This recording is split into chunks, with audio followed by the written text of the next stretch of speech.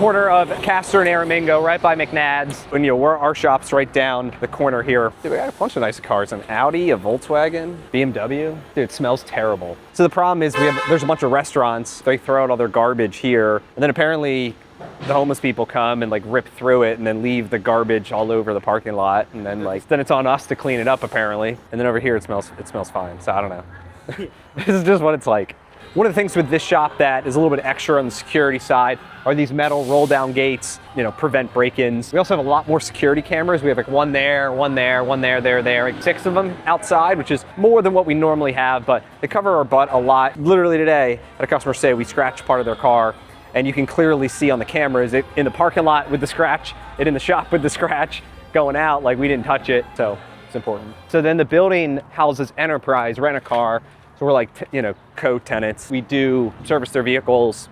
Got a competitor doing window tinting, mufflers, batteries, etc. Are you worried about a competitor that's close to you? Nah. I mean, there's competitors everywhere. We generally serve different customers and clients, and there's plenty of work for everyone to go around. As you can see, all these cars, everyone needs repairs. So we have this issue with our dumpster.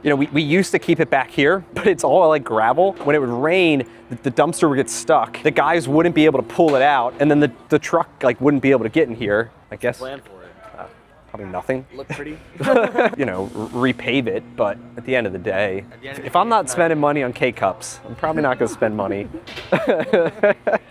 fixing that up. So one of the challenges in some of these stores on the tighter parking lots is we gotta shuffle cars. We're double parking, we're moving them back and forth, and and then there's the bay management of we gotta get the cars in and out and fix, and then call people up and be like, come and get your car. We try to use Uber a lot to send people home, and so we pay for it too. It's one of the things that is a really good investment, because a lot of times people don't want to wait for their car, and so if we can get the car here and them home, and then we got some time, we can find solutions. Visual check with any service is kind of boring. I have a new idea for the summer. Is your wife hot? Call me. Free AC check. Do you think that's good? Tell me in the comments. Or is it offensive? I don't know. Yeah, what I really need is more sign ideas that we can put up there. Something that gets your attention and is borderline. The best one we'll put up. I got a new idea for your sign. What do you think? Think that would offend too many people? Or? On this area, possibly not. Is your wife hot? Call me. Free AC check. Jason will put it up there, we'll do it. You said not here. I love all the Hot Wheels. Thank you. How many you got? Oh, a bunch. How you been, though, Brian? Good. Thank you for all the support, too. Yeah. The store's clean, and thank you so much for everything. I appreciate it. Yeah, you guys are crushing it. How steep these stairs are. This is my office. The previous owner must have built this. Overlook. I kind of like it. Yeah. Look at the light switch. It's 50%. It's half. Yeah, it's covered. Broke. This thing's broken. Dude, get the fact that there's no handrail. This is definitely not the code. What's going on? So the bird's nest up there? Yeah, the bird's nest. Is that what you call it? Dude, this bolt. That's a cartoonish large bolt. World's largest bolt here. Nope, not here. Yeah, it's we gotta find where this bolt goes. Dude, look at this thing. This thing's awesome. This is probably where it came from. This is the mother load of bolts here. Any bolt you need. Does this store come with This thing is sweet. Oh yeah. I would never, yeah. How are you supposed to find anything? Well, the alternative is that giant 5-gallon bucket the guys just dump on the ground. It's a highly organized junk drawer. But it's also we probably paid for this. I paid for this. Can we return it? No, Can I get my money back? Still gotta find this bolt. Save a lot. I have no comment. Yeah, so I really wanted this store for a couple reasons. The biggest one is it fits perfectly into our footprint. We cover all throughout Philadelphia. Just was in a spot where we have stores above it, we have stores below it, we have stores to the west. The more that we can fill in, the better for brand reputation and marketing purposes and vendors and employees. We like to get people closer where they live, and all those factors add up. I actually really like stores that are in tougher neighborhoods. What we see is that a lot of people keep their cars longer. New cars are really expensive, and it makes more sense, and what they can afford is to keep them going, and that's what we're the best at. We can keep these cars going. We have payment plans. We can help make things affordable. Where sometimes in our higher income markets, and we have stores in by Villanova, which is one of the richest suburbs in Philadelphia. People just get a new car as soon as they got a brake squeak or something, right? Or they're leasing it and they'll just turn it in and get another one. That's sometimes a little bit tougher than here, where the repairs really become a necessity. That's what I like about the market. And, I'm looking for more stores like this. Little Caesars, the best value pizza. It's like right in the shopping center over here. Dude, look, there's a pizza under there too. Dude, I bet the raccoons probably pull it under there. What do you think? Because this car's been abandoned. Dude, eight issues like today.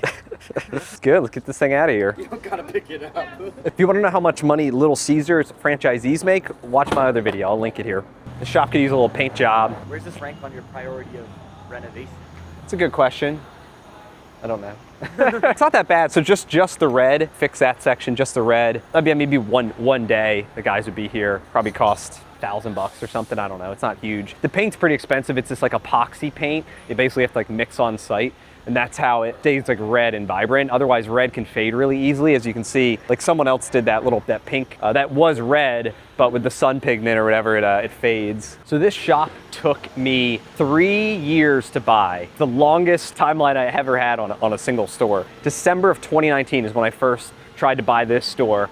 And then, January of 2020, we're still negotiating. And then COVID hits. I'm like, I don't want to buy anything right now. Like, we didn't know what was going on. In October of 2022, I finally took it over. It was like tons of back and forth. It's funny, sometimes I can do a deal literally in 45 days. This one took 3 years. I almost gave up on it multiple times. I'm really glad I didn't, because when we take over a location, we also make job offers to the entire team. And there was a manager here. He had been running this store for a very long time. When we acquired the store, we made him a job offer as well as the mechanics. Some of them are still working here today. He became one of the top leaders in our company. He communicated with everyone really well. We spoke up in meetings. You could tell right away that he was a team player. We've recently promoted him to be one of our district managers, overseeing multiple stores, and he's absolutely crushing it. I like to say the greatest asset that we got with this store wasn't the store itself, but is the people that came with it. Are you playing to play or playing to win?